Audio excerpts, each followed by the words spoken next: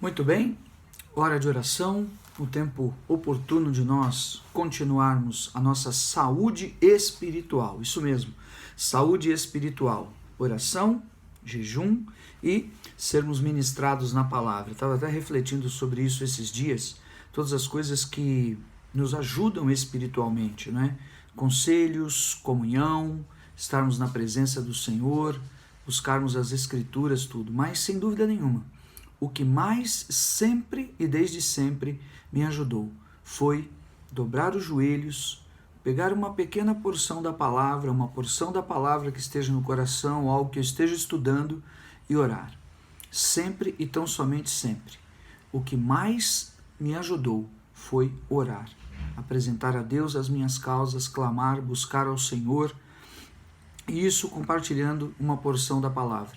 Esse então é o nosso propósito, nosso objetivo. Estamos aqui no livro de Hebreus e já chegando ao capítulo 6. E você é o nosso convidado muito especial cada dia, em nome de Jesus. Eu quero apresentar cada área da tua vida sentimental, tua vida familiar, o relacionamento com esposa, filhos, assim por diante. Quero apresentar o teu bom encontro, a necessidade que você tem de resolver realmente essa área da tua vida. Quero apresentar a tua vida profissional, financeira, aquilo que você depende de um currículo ser aceito ou de você ser aprovado em um teste, em uma prova, de ser chamado. Eu quero colocar na presença do Senhor essa área da tua vida que é vital, essencial, para que você, em prosperidade, realmente alcance a vontade de Deus e possa dar o melhor e viver o melhor, e possa dar o melhor para a sua família e para todos aqueles que você ama, e assim também viver uma vida digna, viver uma vida abençoada. Deus abençoe todos os irmãos, todos os pastores, todos os servos de Deus que têm orado e que têm buscado realmente a Deus e desejado viver esse crescimento pelo caminho da comunhão, pelo caminho da oração, pelo caminho da mensagem da palavra de Deus que não volta vazia. Quero orar também por aqueles que vivem crises espirituais onde assolações, onde provações da fé, onde malignidades realmente têm se interposto no teu caminho. E muitas pessoas têm tido sonhos, têm visto vultos, têm se sentido temerosas, amedrontadas e não sabem por quê. Não sabe qual a origem, não sabe o que está acontecendo. Então, há um fundamento espiritual nas coisas e Deus quer trazer esse aperfeiçoamento, esse aprimoramento nas nossas vidas à medida em que vamos caminhando e vamos lutando para que sejamos realmente, como está escrito, mais que vencedores em Cristo Jesus, a despeito de toda e a despeito de qualquer situação. Você tem uma causa, você tem uma luta, você espera algo, eu quero te dizer, vai acontecer duas coisas. Das duas, uma. Uma das duas coisas vai acontecer. Primeiro, ou Deus vai te dar uma vitória esmagadora, ou Deus vai te dar a vitória de fazer vencedor, como foi no caso de Davi com o gigante Golias. Deus deu a ele vitória. Deus realmente fez com que o fraco prevalecesse sobre o forte. Deus deu a ele vitória. Ou do outro lado, Deus vai fazer com que essa causa, essa luta, esta situação, ela não faça mais nenhuma diferença, nenhuma importância para você. Ou seja, ou Deus nos dá a vitória de um lado, ou Deus tira aquilo do nosso coração do outro lado e não faz mais diferença, não tem mais significado.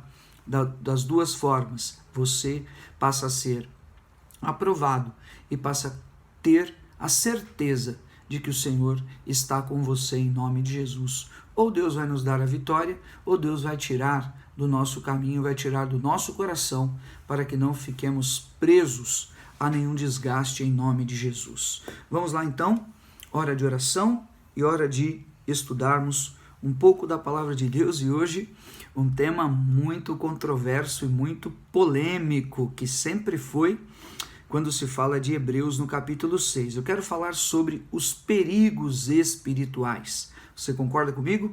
Como que você tem vivido? Existem perigos espirituais ou não? É complicado. Aqui está escrito Hebreus capítulo 6, a partir do versículo de número 4.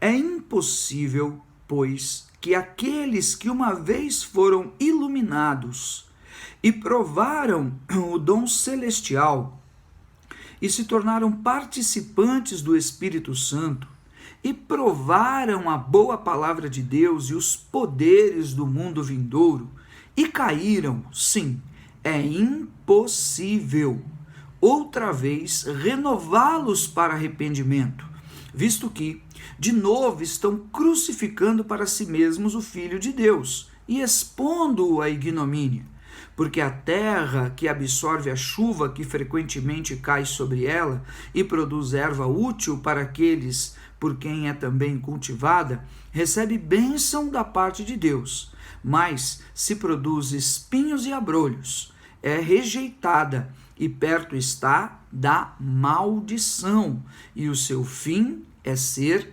queimada. Pois é, complicada essa mensagem do livro de Hebreus, aqui no capítulo 6, de 4 a 8. Ele menciona os perigos espirituais, perigos daqueles que caem, daqueles que pecam, daqueles que retrocedem, daqueles que voltam atrás, daqueles que se envolvem em ventos de doutrinas, daqueles que se envolvem em rebeldias, em divisões, em males realmente que contaminam a pureza da verdade e da revelação do Senhor em sua vida. Então, existem grandes perigos espirituais. Haja visto, queridos, sabemos, a palavra de Deus mostra claramente que o príncipe do presente século é Satanás, não é? Ele é o príncipe do presente século.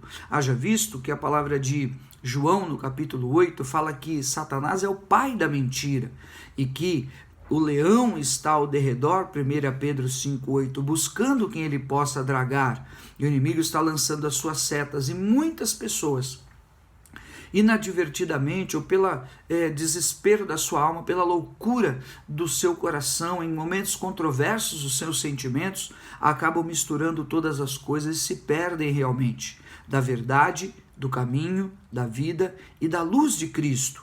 E é onde nascem seitas, heresias e crendices que não estão diretamente claras e reveladas na palavra de Deus. Olha só como isso realmente é interessante. Hebreus diz, é impossível, né? É impossível, colocando uma interpretação aqui, que aqueles que caíram, é impossível renová-los para arrependimento. Alguns tomam ao pé da letra essa palavra, dizendo, a pessoa está na igreja, pecou, caiu da fé, ou prostituiu, ou fez isso, ou fez aquilo, não adianta mais. Fim de papo, não tem mais como voltar, não adianta ficar querendo agora dar uma de santinho, não adianta querer colocar uma auréola na cabeça, não adianta vir com essa história, caiu, pecou, acabou. E é onde muitos tornam juízes e julgadores uns dos outros. Mas de fato está escrito, olha só, aqueles que foram iluminados, aqueles que provaram o dom celestial e se tornaram participantes do Espírito Santo. O que ele está falando? Aqueles que provaram da salvação, aqueles que provaram da libertação em Cristo, aqueles que foram cheios do Espírito Santo de Deus, oraram em línguas, tiveram sonhos, visões, foram usados por Deus, ou seja, foram iluminados, não porque o ser humano se torna iluminado, mas como vasos nas mãos do oleiro, um recipiente para a glória de Deus. Pessoas que realmente estavam na presença do Senhor. Depois provaram a boa palavra de Deus, ou seja, foram alvo realmente da revelação da palavra de Deus no seu coração, no seu entendimento, concebendo quem é o Cristo e quem é o Senhor. E provaram também dos poderes do mundo vindouro, ou seja, da revelação da nova Jerusalém que desce do céu, da vida eterna em Cristo Jesus. Mas estes tais, cheios do Espírito Santo, que se converteram, deram testemunhos, viveram prodígios, maravilhas, caíram. Ele diz, é impossível renová-los para arrependimento. Interessante isso, porque o que nós mais vemos na nossa geração é o volta logo. O que nós mais vemos são pessoas desviadas voltando para Jesus, pessoas que fraquejaram na fé, pessoas que se perderam em determinadas áreas, pessoas que sofreram influências, pessoas que não compreenderam derrotas que esperavam serem milagres de Deus e acabaram não alcançando a sua promessa e saíram da igreja, outros até que rasgaram a Bíblia, outros que voltaram para seitas e para ídolos e para malignidades. É o que mais temos hoje, são pessoas enfraquecidas e que voltam para Jesus e que são alcançadas novamente pelo Espírito Santo de Deus, não é verdade? Eu mesmo conheço tanta gente, você também deve conhecer tanta gente, aliás, essa é uma das grandes pregações e mensagens que se faz todo dia, para que as pessoas voltem para os caminhos do Senhor, para que as pessoas voltem à luz da palavra de Deus, e onde foram roubadas, onde foram enganadas, onde pecaram, para que elas se arrependam, busquem o caminho do perdão e vão em direção do tratamento na presença do Senhor, para serem levantadas e dessa maneira confirmadas no altar de Deus. Ora, se esse é um dos grandes chamados da igreja, que vemos hoje e desde sempre, se essa é uma grande porção de Deus, por que Hebreus vem e diz que caíram, é impossível então renová-los pelo arrependimento? Não parece um contrassenso? Sabe, queridos, na grande realidade, a grande verdade é que Deus não está fechando as portas para ninguém, mas existe um nível, existe um patamar, existe uma esfera onde alguém se corrompe de tal maneira e se perde que ela não consegue mais encontrar o caminho de volta. É isso que ele está querendo dizer. Algumas observações importantes acerca disso que eu quero mencionar aqui, não é? Ele não está falando da queda daqueles que pecam e depois se arrependem porque foram enganados ou porque foram roubados ou na fraqueza da carne foram derrotados, mas sim, ele está tratando da apostasia. Muitas vezes nós usamos esse termo apostasia de uma maneira errada. Nós usamos o termo apostasia como esfriamento da fé, como se a pessoa pudesse se aquecer de novo. Mas no fundo, a apostasia, ela significa a renúncia total de Cristo. A renúncia total, um esfriamento de uma profundidade tal que ela inverte o fundamento da revelação de Cristo, que outrora havia recebido em malignidades e em mentiras, para se tornar juiz, julgador e se tornar contra Cristo, e se tornar anticristo, e se tornar, na verdade, contra tudo aquilo que se chama obra do Senhor. Está entendendo? Por isso que ele está falando, então, dessa profundidade. Como, por exemplo, bispo, eu poderia entender, por exemplo, o rei Saul. Você se lembra do rei Saul, que subverteu o mandamento do Senhor? Saul havia profetizado entre os profetas, recebeu o Espírito Santo, foi ungido pelo profeta Samuel. Deus fez uma grande obra, ele teve vitórias contra os filisteus, mas o nível de profundidade de sua rebeldia o levou a consultar médiums e necromantes, ou seja, inverteu completamente a revelação do Deus de Israel. Outro exemplo para você ver, o apóstolo Paulo se deparou com essa luta. Muitos creem que esse é um dos maiores exemplos desse texto, e pode ser realmente muito verdade. Está escrito 1 Timóteo, capítulo 1, o versículo de número 20. Vou ler o versículo 18. Este é o dever de que te encarrego, ó filho Timóteo, o apóstolo Paulo falando a Timóteo, segundo as profecias de que antecipadamente foste objeto. Combate firmemente nelas o bom combate, mantendo fé e boa consciência, porquanto alguns, tendo rejeitado a boa consciência, vieram a naufragar na fé. Veja, Hebreus fala, não tem como voltar e arrepender. Outros, o apóstolo Paulo diz, naufragaram na fé.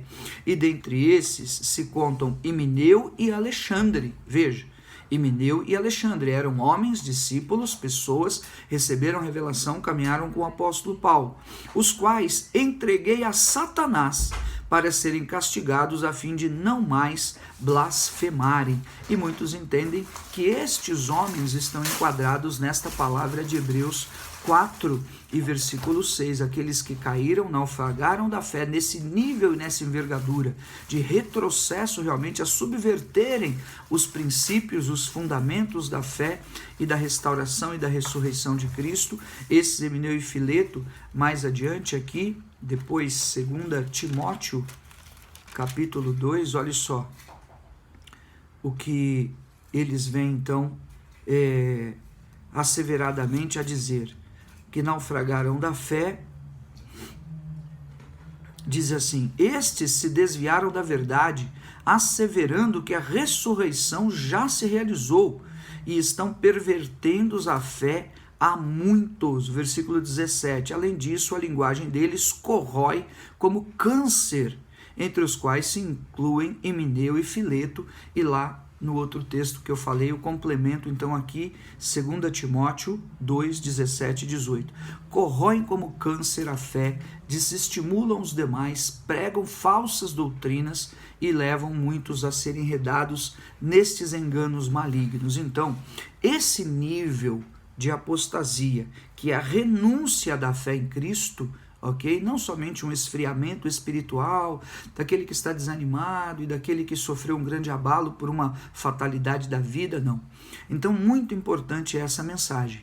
E para concluir, eu quero orar hoje em nome de Jesus, para que nós não sejamos apóstatas, para que nós sejamos aqueles da fé, que experimentaram o dom de Cristo, que participam da sua palavra, que provamos da sua palavra e que cremos realmente na volta do Senhor. E a despeito de qualquer fraqueza, a despeito de qualquer dificuldade que estejamos enfrentando, o favor, a graça e a benignidade do Senhor venha sobre nós, porque o Salmo diz que a ira de Deus dura um instante, mas o seu favor dura a vida eterna. Aliás, era a promessa para Israel, replicada depois por Neemias no capítulo 1, onde ele chora amargamente, buscando um caminho de Deus para então se levantar na presença do Senhor para a restauração dos muros de Jerusalém. Olha o que Neemias diz.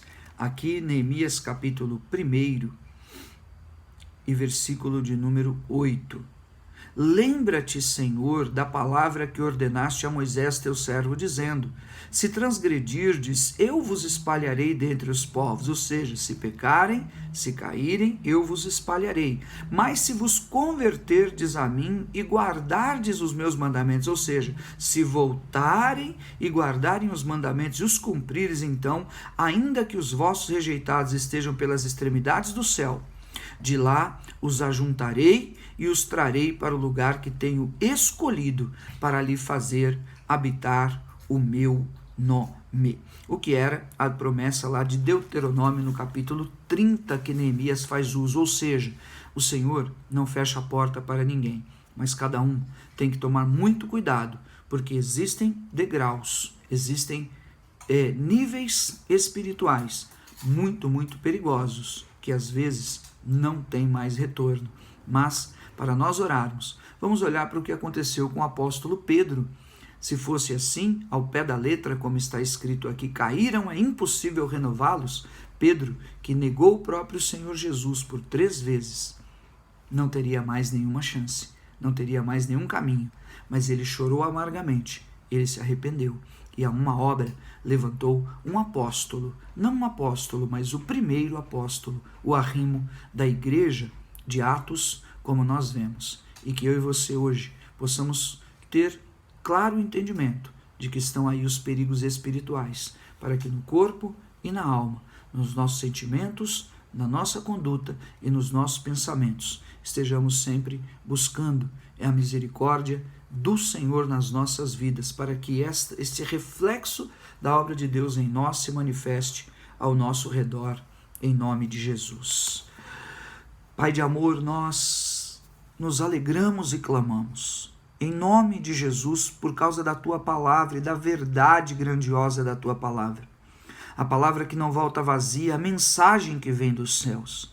Nisto, Senhor, eu intercedo por mim, pela minha casa, pela minha família, por cada servo, por cada serva Tua, por sua casa, por sua família, aqueles que talvez tenham enfraquecido, aqueles que talvez tenham corrompido, Senhor, valores, ou aqueles que, de alguma maneira, tenham Senhor, passado por momentos de dificuldades em compreender posturas dos homens, em compreender até mesmo a maneira do Senhor agir, ou influenciados por obras de Satanás, pelos dardos malignos do inimigo, em entendimentos errôneos, Senhor, dá graça em nome de Jesus, porque as armas das nossas milícias são poderosas em Deus, para anular os sofismas, para destruir os enganos, as armadilhas, as malignidades, que enredaram o rei Saul em sua rebeldia, que enredaram Emineu, Fileto, Alexandre em sua apostasia, subverteram o dom de Cristo, anularam a cruz de Cristo, mas ele não poderia morrer de novo por nós.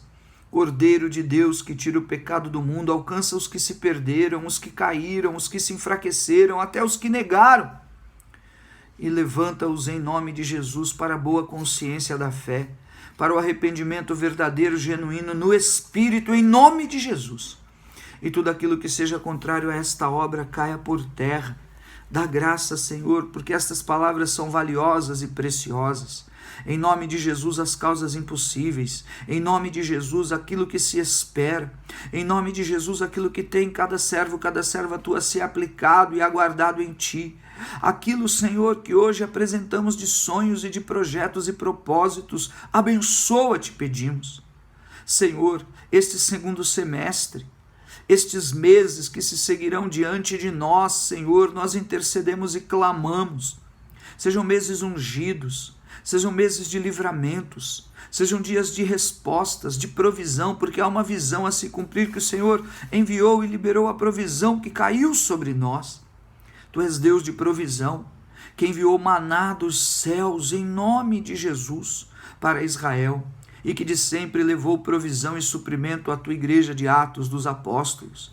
Assim também, Senhor, onde está o abatido, o cansado, o oprimido, onde está aquele que à beira do desespero, Pai de amor, em nome de Jesus, vem, age, eu te peço, socorre, abençoa. Clamamos e te agradecemos. Em nome de Jesus. Amém? Espere, creia, você vai viver e você vai receber. E se você está enfraquecido, se você está desanimado, desatento, ou mesmo se você está afastado da obra, a gente muitas vezes costuma chamar esse nome desviado. E as pessoas se sentem ofendidas com isso. Então, não se sinta ofendido. Talvez você esteja enfraquecido. Volte para os caminhos do Senhor.